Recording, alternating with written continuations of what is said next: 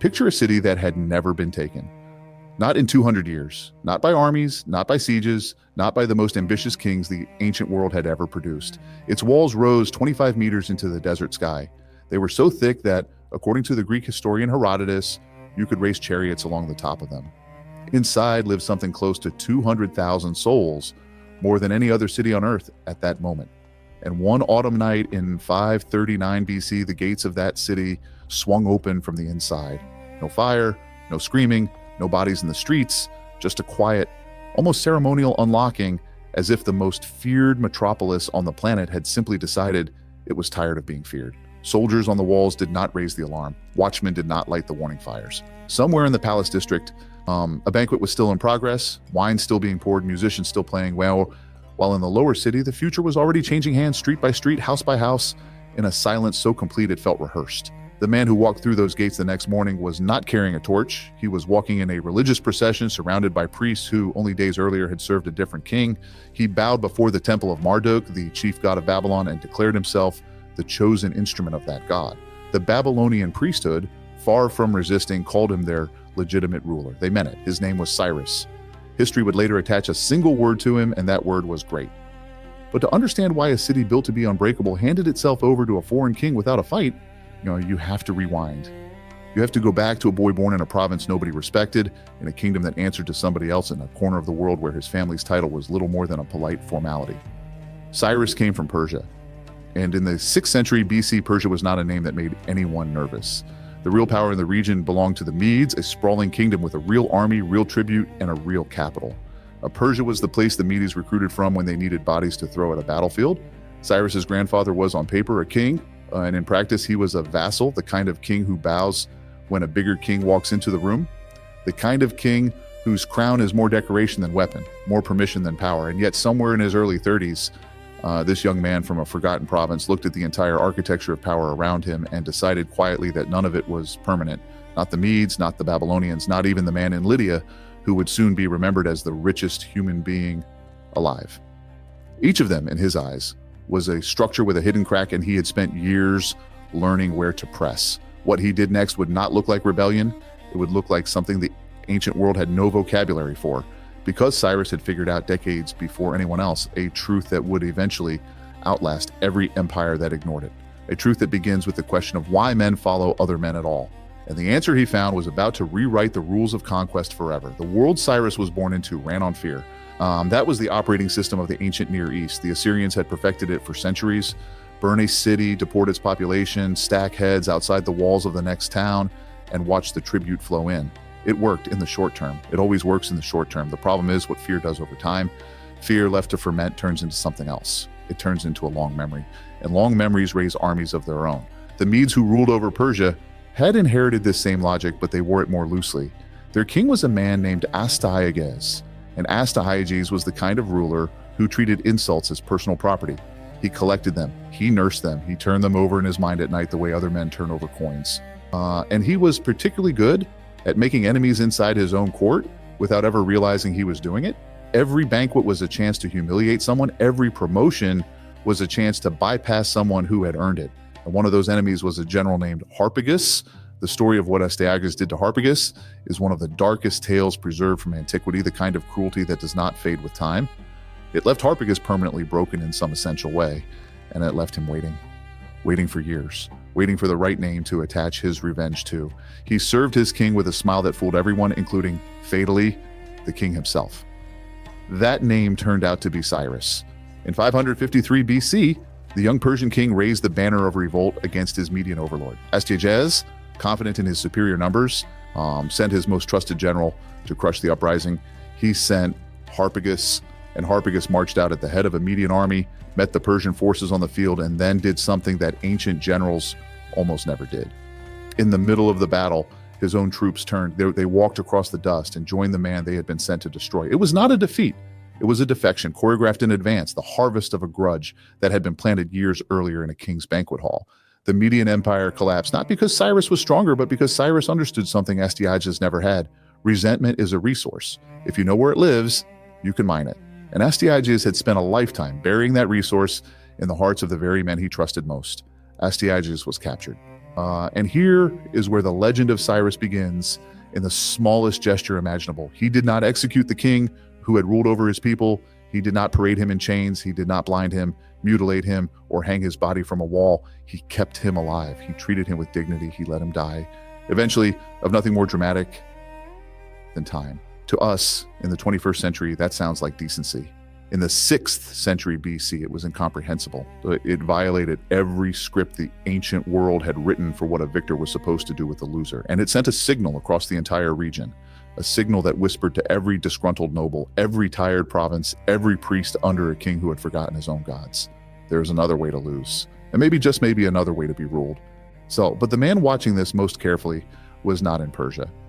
He was sitting on a throne of solid gold, several hundred miles to the west, and he was about to make the worst military decision of the ancient world.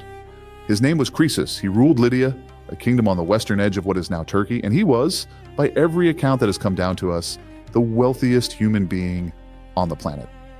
So wealthy that 25 centuries later, English speakers still use the phrase rich as Croesus without knowing where it comes from. His treasury bulged with the gold of the Aegean trade. His palace shimmered with objects whose value no one in his court could even calculate.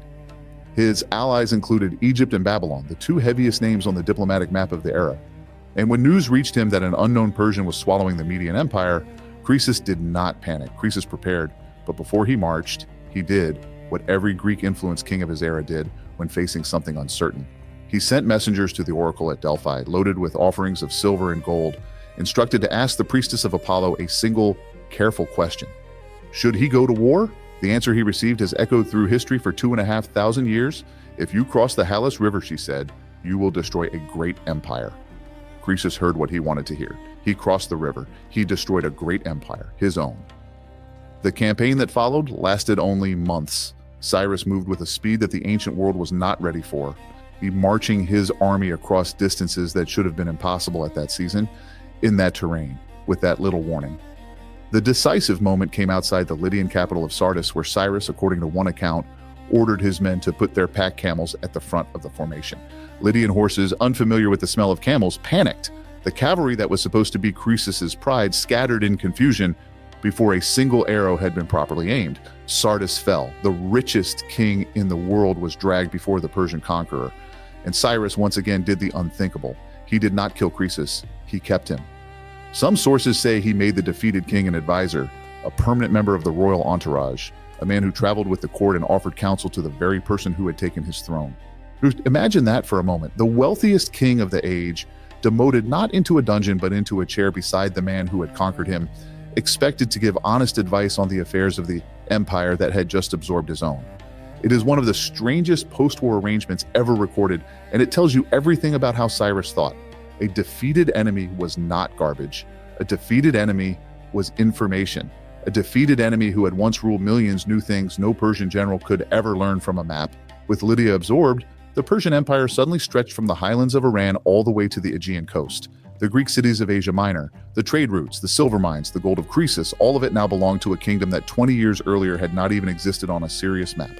But none of this, and none of it, was the prize Cyrus was actually walking toward. The real target sat further south, behind walls so famous they had become legend. A city that ate kingdoms for breakfast, a city that no army had broken in 200 years, a city whose name still means, in our language, the very idea of impossible grandeur. And inside that city, a king was making mistakes that would hand Cyrus the keys without a single sword being raised. To picture Babylon in the 6th century BC, you have to abandon the scale of every other ancient city you have heard of. 200,000 people inside the walls, a ziggurat 90 meters tall, a step tower so massive it almost certainly inspired the biblical legend of Babel, hanging gardens that would be remembered as one of the 7 wonders of the world. Walls so wide they were less like fortifications and more like roads in the sky, broad enough that in the imagination of Greek travelers, chariots could turn around on them without scraping the parapet. Babylon was not a city. Babylon was a civilization wearing the costume of one, and Babylon had a problem. His name was Nabonidus. Nabonidus was the king of Babylon when Cyrus came knocking, and Nabonidus had spent years methodically alienating every constituency that mattered. He was deeply, almost obsessively religious, but he worshipped the wrong god. The god of Babylon was Marduk. Marduk was the city's identity, its calendar, its economy, its memory of itself. Every festival, every harvest, every coronation passed through the temple of Marduk like blood through a heart. Nabonidus turned his back on all of it and devoted himself instead to Sin, a moon deity that the Babylonian priesthood considered at best a provincial curiosity, at worst an insult. Then he did something even stranger. He left. For roughly a decade, the king of the greatest city in the world simply was not in his city. He moved to an oasis in the Arabian desert called Tema and pursued what historians now believe were religious and archaeological projects. He left his son Belshazzar in charge. He stopped attending the New Year festival, the single most important ritual in the Babylonian calendar, the ceremony that legitimized the king himself. The priests of Marduk watched their absent ruler honor a foreign god from a desert hideout, and they began, very quietly, to wait. So when the Persian army appeared on the horizon in 539 BC, it walked into a city that was already broken on the inside. The walls were intact, the garrisons were in place, the granaries were full, but the loyalty was gone. And a city without loyalty is just a stage set waiting for a new actor to walk on. What happened next is recorded with eerie calm in a Mesopotamian document called the Babylonian Chronicle, the bureaucratic ledger of the priesthood.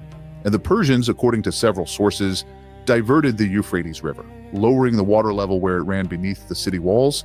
Soldiers waded through the riverbed in the dark, slipping into the heart of Babylon while Belshazzar, somewhere in the palace, was hosting a feast. The book of Daniel preserves a memory of that night, a handwriting on a wall, a king who did not understand the message until it was too late. By morning, Babylon had changed hands and almost no one had died. Cyrus did not enter the city as a foreign invader. He entered as a pilgrim. He went directly to the temple of Marduk, the very god Nabonidus had abandoned, and he presented himself to the priests as the rightful restorer of the cult. He had the priesthood sing his name as the chosen one of Marduk. He had it written down in cuneiform on a clay cylinder roughly the size of a loaf of bread. That cylinder is sitting in the British Museum in London right now. You can walk up and look at it, and what is written on that cylinder is something the ancient world had simply never seen a conqueror say before. The Cyrus cylinder is 23 centimeters of baked clay. It is small enough to hold in two hands. And the words pressed into its surface in tiny wedge-shaped script describe a policy that in 539 BC was the diplomatic equivalent of a thunderclap heard from one end of the known world to the other.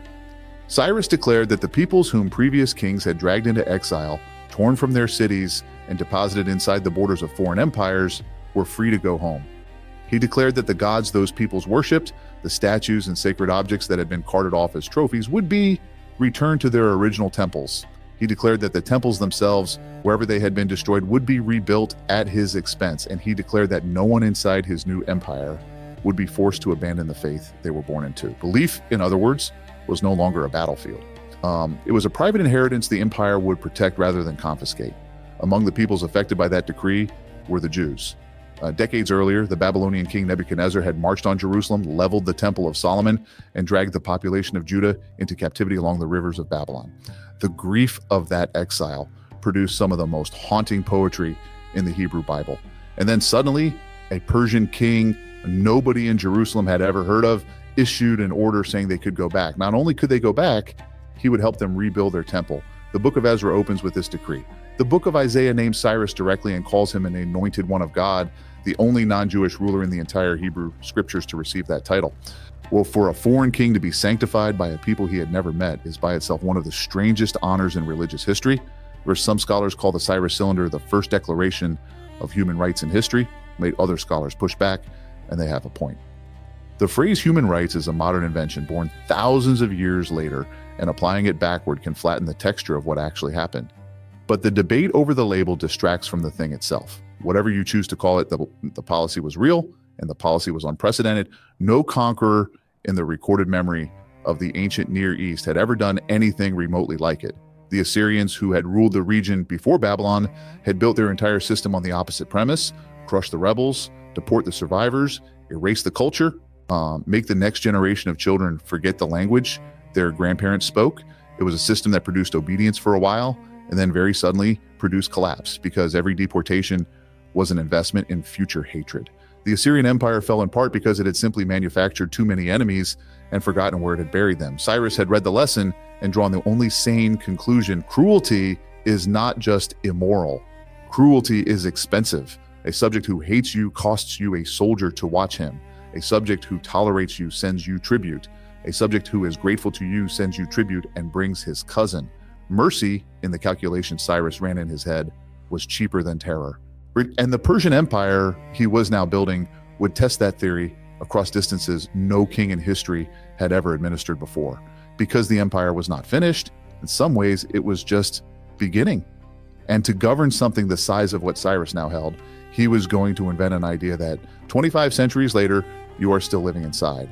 At its full extent, under the successors who built on what Cyrus started, the Persian Empire stretched from the Indus River in the east to the Aegean coast in the west, from the steppes of Central Asia down to the Nile. 5 million square kilometers, roughly 40% of every human being alive on Earth at that moment lived inside its borders. There has never been anything quite like it before, and arguably nothing quite like it since at that share of humanity. 1 out of every 2.5 people breathing on the planet answered in some distant way to a court founded by a man from a province nobody had taken seriously a single generation earlier. How do you govern something that vast without telephones, without trains, without a single one of the tools we take for granted for moving information across distance? Cyrus's answer was the satrapy. He carved the empire into provinces and placed each one under a satrap, a kind of viceroy with broad local autonomy. The satrap could run his region according to its own customs, its own legal traditions, its own languages and gods. All Cyrus required in return was tribute, soldiers when needed, and loyalty to the center. You did not have to become a Persian to live in the Persian Empire. You just had to stay inside the deal. It was less an empire of conquest than an empire of contracts, held together by mutual usefulness rather than constant force. To make those contracts work across distances that would have broken any earlier system, Cyrus and his successors built something the ancient world had never seen at scale: a road. Not a road in the sense we use the word today, but a network of imperial highways with stations placed at regular intervals, fresh horses waiting at each one, riders trained to hand off messages like runners passing a torch. The Greek historian Herodotus, writing about the Persian courier system a century later, left behind a sentence that has outlived almost everything else he wrote. Neither snow, nor rain, nor heat, nor darkness of night, he said, kept these messengers from completing their appointed rounds. With 23 centuries later, that line was carved over the entrance of a post office in New York City. Most of the people who walk past it have no idea they are reading the description of a system invented to hold a Persian empire together. Because what Cyrus understood, and what almost nobody before him had understood, is that an empire is not held together by armies. Armies are expensive, slow, and easily distracted. An empire is held together by information, by the speed at which a complaint in one province can reach the ear of the king, and the speed at which his answer can reach back. Reduce that distance and you can govern the world. Stretch it past a certain limit and the world begins to govern itself in fragments until one day there is no empire left to defend. That model, decentralized authority knit together by mutual interest rather than imposed sameness, has been quietly running the world ever since. The Macedonians borrowed it. The Romans modified it. The British dusted it off and called it Imperial Federation. Every modern federal republic, from the United States to India to Brazil, is operating a descendant of the system a Persian king sketched out 2,500 years ago in a region we now call Iran. The vocabulary changes, the flags change, the technology changes beyond recognition, but the underlying architecture, autonomy at the edges, held in place by loyalty to the center, is still the same blueprint Cyrus drew. And there's something else worth saying about that blueprint, something the textbooks tend to skip over. It was not just administrative, it was spiritual. By telling every people inside his empire that they could keep their gods, their festivals, their priests, and their stories, Cyrus was making a quiet philosophical claim that very few rulers in human history have dared to make. He was saying that the legitimacy of power does not depend on the uniformity of belief. He was saying that you can rule millions of people who pray to different gods without forcing any of them to choose. In the long catalog of ideas the ancient world produced, there are very few as radical as that one. And there are even fewer that have aged as well. Cyrus died in 530 BC somewhere on a distant frontier fighting a nomadic people called the Massagetae on the steppes of Central Asia. The accounts of his death contradict each other as if even history could not bring itself to settle on a single ending for him. Herodotus tells one story full of vengeance and a queen named Tomyris who is said to have plunged the Persian king's severed head into a wineskin filled with blood. Other sources offer quieter versions: deaths from wounds, deaths from age, deaths in a tent surrounded by advisors. The truth has been lost to the dust of those steppes. He was nearly 70 years old. He had ruled for almost 3 decades. He left behind an empire that would dominate the known world for another 200 years until a young Macedonian named Alexander finally arrived at its borders with a different kind of ambition. His tomb still stands. It is in Pasargadae, in what is today the Fars province of Iran. It is not what you would expect. There are no colossal statues, no carved reliefs of slaughtered enemies, no endless lists of conquered peoples. There are no captured kings shown in chains, no broken cities shown in flames, no boasts of tribute extracted by force.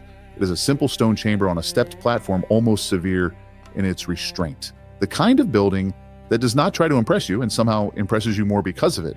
And 2 centuries later, Alexander the Great, the man who finally brought the Persian Empire down, came to visit that tomb. Alexander, who had burned cities and slaughtered populations without flinching, who had wept at the feet of Achilles and rebuilt himself in the image of every conqueror he admired, stood in front of that small structure and ordered it preserved and protected. Something about it stopped him, something he could not name and did not try to. The historian Plutarch tells us that Alexander entered the tomb, found it had been looted by his own soldiers, and was so disturbed by the violation that he had the chamber repaired with his own hands. A man who had shattered cities was, for one strange afternoon, the gentle restorer of a Persian king's resting place. That image deserves to be sat with for a moment. The most relentless conqueror of the classical world kneeling beside a defeated rival's tomb, putting the stones back into place. It is one of the rare scenes in ancient history where 2 empires meet across time and one of them quietly bows. Alexander did not bow to weakness. Alexander bowed to a kind of authority he recognized, but had never managed to achieve himself. The authority of a ruler who did not need to be remembered for what he had broken. According to the historian Arrian, the inscription on the tomb said only this: I am Cyrus, the king, the Achaemenid. That was all. No victories, no threats, no genealogy of crushed kings, just a name, a title, and a dynasty. 12 words, give or take, depending on how you translate them, in a language most modern readers will never learn. 12 words to summarize the life of the man who built the largest empire the world had ever seen. In an age when rulers covered stone walls with endless catalogs of their own brutality, when the kings of Assyria and Babylon had filled entire palace corridors with reliefs of impaled prisoners and burned villages, that silence is the loudest message in the building. Cyrus did not need the tomb to make his case.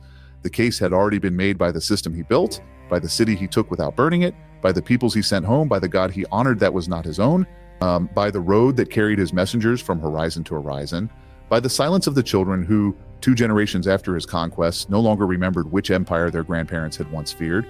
The empire he founded would eventually fall, as all empires do. The roads would crack, the satraps would grow into rivals, the descendants of Cyrus would forget some of the lessons he had spent his life learning.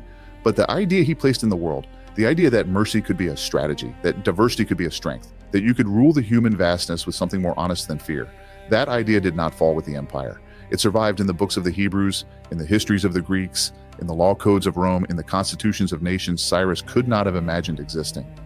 25 centuries later, the argument is still standing, and it is still hard to refute. Consider the lessons of history.